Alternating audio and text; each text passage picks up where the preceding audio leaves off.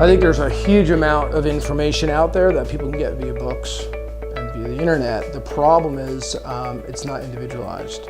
So there's a lot of good information out there, and there's a lot of wrong information. I think that the biggest problem is that people can get lost on the internet, searching things. They can get excessive worry, and it's also not individualized at all. So people can find information and then find other information, even differing opinions on different conditions. And I think the internet can actually cause a lot of confusion. And in the field of nutrition, there's a lot of conflicting information. And some of our sickest patients eat really healthy, but many of them don't get out of the ditch because they figure, if I just eat healthy, I'll be okay. And then they get very upset when they're eating healthy and they're still sick. But here's the thing, if somebody eats healthy and they have other issues going on, like maybe autoimmune or thyroid issues or gut infections, they're not going to utilize their nutrients. They won't transform those nutrients into energy so they can stay ill. So we have to understand that even though what we do is what we call the 5 pillars, and if we don't look at all those things in a certain order, then people don't get better. So that's why the first thing we do is start off with thorough labs, because somebody can do one thing correct and not feel better because they're doing like a regimen versus a system of figuring out first thorough labs. That's the first pillar. Figure out where things are coming from. Where are the negative metabolic shifts in their chemistry? What's going on? The second thing we do with patients is nutrition. We have to teach people about nutrition. It's not cookie cutter, it has to be individualized.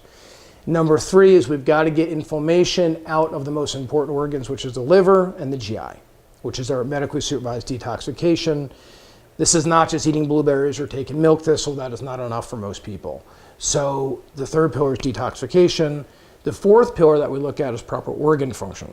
So that's pretty basic. That's more of Eastern medicine perspective on the body, which is if the organ function is depleted or hyperfunction, overactive, weak, there's going to be symptoms. Once the organ function is restored, the symptoms get less severe or go away. And then the fifth pillar that we incorporate is exercise and fitness. The reason that's the last one is a lot of times by the time people end up at the doctor's office, they're already so overweight, so inflamed, that we need to figure out where all that is coming from, where is all inflammation coming from, where is all this sluggish metabolism. Then we can move them forward across the pillars, and as they get better and better, then we start working on exercise. If we put exercise first and they feel exhausted and they're obese and swollen and all these things, they don't feel like, then they just get more and more depressed because then they feel like I can't even exercise.